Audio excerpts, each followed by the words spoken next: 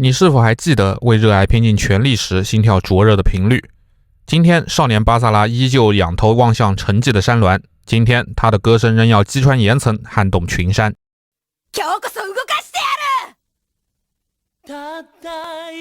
这份如同堂吉诃德持剑冲向风车般的孤勇，早已将对音乐的热爱融进了骨血，最终在马克罗斯的宇宙里酿出一段独一无二的传奇。当星光漫过银河，他向着巨大的宇宙鲸鱼放声高歌，磷粉在歌声中缓缓飘落，将 VF-19P 染成一片炙热的红。恍惚间，仿佛那架承载着过往荣光的 VF-19 改正从光影中涅槃重生。此情此景与当年撼动不可战胜的原始恶魔那一战如出一辙，所有的震撼与热血都在这一刻完美重现。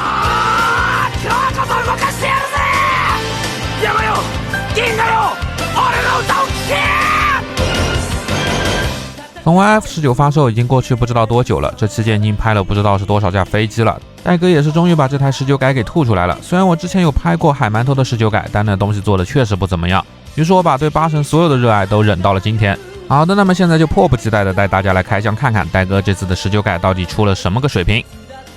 顺带一提啊，这次的说明书是真的很帅啊，戴哥难得的排版审美再现了一回啊。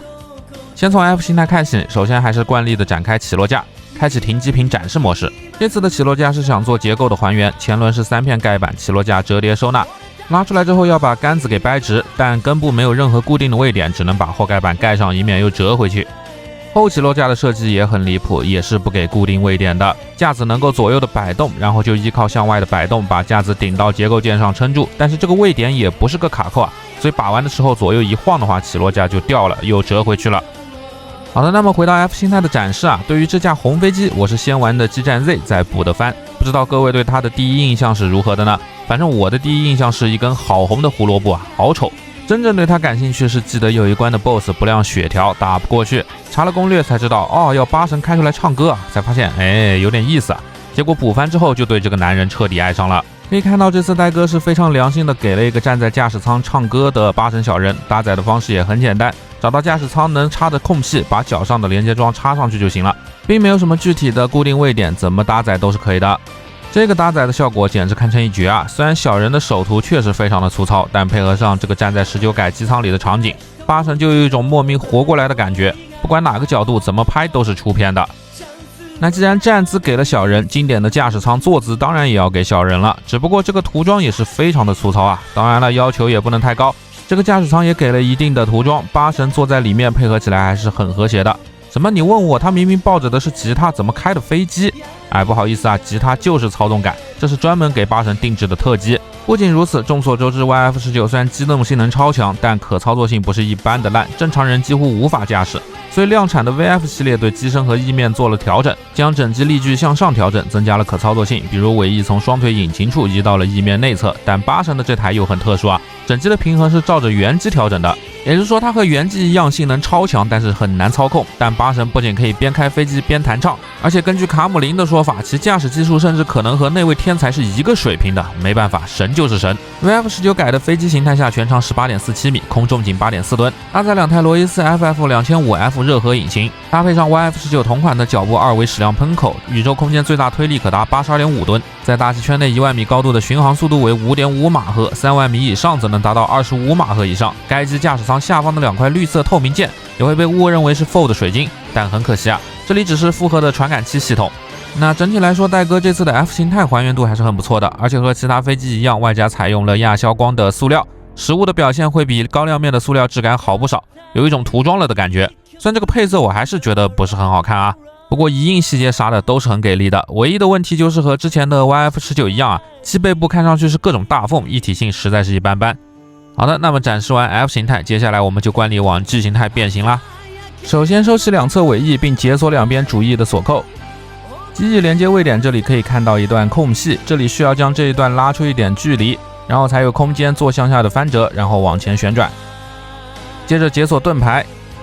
把2个肩胛的位置也从腿部的锁扣上抬起来，然后就能解锁腿部向前翻折了。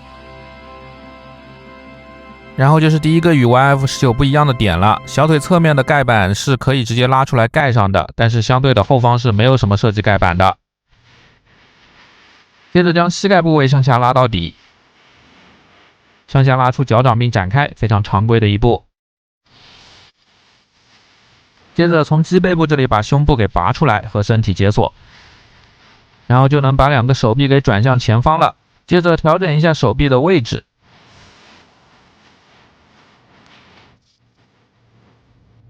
接着抬起手臂避让，把机翼归位，再转回到里面去。可以看到胸两边的装位啊，机翼这边使用的是方形装，这里就用装位来固定住造型，把两边都插进去固定好。最后就是经典的翻起盖板，转出手部，然后再把刚刚拿下来的盾牌再扣回去就 OK 了。好的，那么 G 形态的 VF19 改就变形完成了。整体的变形流程和 YF19 几乎是一模一样的，毕竟就是其衍生机嘛。唯一的不同就是尾翼的折叠以及小腿两侧的盖板了。G 形态下的19改依然是19系的经典造型，之前我也说过，其实我是不太喜欢这个造型的，而八神对这个形态可能也不怎么喜欢啊。在 M7 的 G 型中 ，G 形态的变身次数几乎寥寥无几，即便 G 形态下双肩的音响系统也能正常的使用，也有了双手可以大范围的打音响弹。但八神就是不爱用，印象最深的一次也只是在城市的运动战中，选择用这个形态来同时保证低空飞行和高机动躲避子弹。可惜八神不杀人啊，不然也没这么多事要上下翻飞。那讲到这里就要来聊聊这把枪了，虽然是枪啊，但是打的是音响弹，打中对方后强制发送我方信号，让对方强制听歌。而这把改装后的 Launcher Port 也是杀不了人的，但八神的射击技术也是出神入化的，为了让对面听歌啊，命中率高的吓人。好了，讲了那么多，既然八神和我都不喜欢这个形态，那就赶紧来变 B 形态吧。首先第一步，把进气道的盖板盖上，然后把压翼向外拔出来一段，向前翻折叠到这个角度，这里没有固定的位点，大概能贴紧机舱就 OK。然后先把两个手臂向后翻折，避免干涉，把刚刚 G 形态的机翼解锁，然后翻下来，重新折回前面去。把腿部之前拉伸的全部缩回去，整条腿重新打直，抠出机腹部的盖板，然后将机头像这样向前翻折解锁，接着将它整个 Z 字形折叠起来，将机头最前端向下翻，这里就会看到下方有一个方形的洞，然后把一开始的盖板前方的方形装插到洞里，接着翻起头部的盖板。盖板这里用的是多段的折叠关节，塑料的要小心一点，然后翻出头部。接着这个机背部后方是一个滑槽的结构，把它向外拉到最大锁住，然后就能向前翻折了。翻过驾驶舱的部位盖住，位置正确的话，这个喷口是朝向正后方的。机舱下方的水晶其实是有按压弹簧的，配合上胸部下方的锁扣，就可以用来把整个胸部给锁死。然后把盖板往两边移，然后就能把头向前转动了。最长的这根天线要向后掰，锁死后向下压。然后来看到一个还原设定的小彩蛋啊，不知道有没有朋友疑惑过 B 形态下是怎么进入驾驶舱的？可以看到这个驾驶舱这里有个盖板是可以翻起来的，然后八神就可以从这里面跳进去了。没想到这个小结构还搞得挺还原的。然后把两层的盖板都盖上，因为没有变形到位啊，理论上这个大盖板是在机舱的上方的，所以这里要把背部往外推。然后是脖子这里啊向外拉，颈部下方是一段黑色的盖板，把盖板的滑槽向后拉到底。最后如果前面都没有问题的话，从上面看应该是这个样子的。这个时候才能把两个盖板往脖子后方翻折过来，然后往脖子后方的这个空隙里面折进去。这里如果变形没有到位的话，肯定是进不去的。然后两个盖板放进去以后扣起来，变成一个后方的衣领。这变形的设计还挺有意思的。上一步完成后，解除干涉后，两条手臂才能转向前面，两腰的零件向上翻，不过这里是没有固定位点的，所以具体翻到哪里就无所谓了。裆部的装甲向上翻折，但是也是没有固定位点的，比较的差评啊，翻到哪儿算哪儿吧。最后一步就是经典的结构了，向外拉解锁大腿根部锁扣，然后向上翻折，把整个腿部向上收起一段。锁扣打到垂直90度的时候会被弹簧锁住，这个结构从老歪社开始就在用了，传承一直到了今天啊。最后再调整一下机翼，把肩甲的小盖板给翻下来，往内缩起手臂的空隙，那么变形就完成了。G 形态变 B 形态相比于 YF19 来说大体思路不变，不过挺多小细节是不一样的，比如说头部后方的盖板，这整体变形的流畅度我认为是做得很不错的，就是有些地方不给固定位点是差评。那最后变形后的造型就是这个样子了，大家觉得如何呢？戴哥这次有意修改了大长腿的比例变得更粗壮了，还是比较符合原设的，向 A 社造型靠拢的感觉。但整体的比例我还是觉得哪里不对感觉腿加粗了，但是上半身没有变大，看起来还是健身只练了腿的感觉。但这都不影响19改的帅气，虽然 F 形态下真的是不怎么样，但 B 形态的19改我认为是所有飞机里面最帅的。这个红色的人形搭配上黄色的闪电点缀，真的是很帅，尤其是头部的造型这个有嘴的造型绝对是 VF 里面的独一份。当然这不是因为它是披着外甲的什么生物，嘴的部分是8神改装时下的死命令，没有嘴还怎么唱歌呢？于是就有了这样的造型。不仅如此嘴还能张开，是真的能唱歌。戴哥也良心的给了3个面雕，还原了面罩脸和张嘴脸。这应该也是19改的玩具历史上第一次有这个待遇吧。替换的方式也很简单，把脸拔下来以后，顺着凹槽把替换的脸推进去就行了，整个替换还是挺紧实的。除了替换脸之外，手型也是给了常规的替换，除了原配的变形可动手外，还给了一对握枪手、一对握拳手、一对开掌手。设定中 VF 的手内部是软质的仿人体结构，并且还内藏了传感器。戴哥这次的替换手造型做的也确实是不错。此外 B 形态下还有几个设定中的小细节，比如这个小腿部分的导弹，设定里其实是3个爪钩固定的导弹架，戴哥还原了其展开的机构，那这个东西应该也是19改里唯一能造成杀伤的热武器了。不对，不够严谨，其实2个翅膀折下来，这个前方的黑色部分，戴哥也做了一定的细节。那这些细节想要表现的就是19系的另一个隐藏的武器，就是镭射机枪，不过存在感太低了，估计大家都没有注意过吧。而要说到19改存在感最高的武装，那必然是这2个肩部的音响系统了。而这里万代不仅给了细节和涂装，还在结构上进一步的进化还原。可以看到在开合的过程中，这个紫色零件的联动收纳能做到这么个机构，戴哥是真的用心了。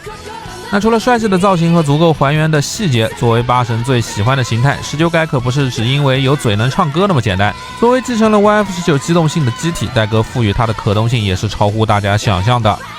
首先是头部的双段关节，可以像这样做前后的伸缩，范围超大，在脖子加持下，低头能够到30度以上，抬头更是离谱的能超过45度，接近60度了吧。所谓的摆头也有20度的范围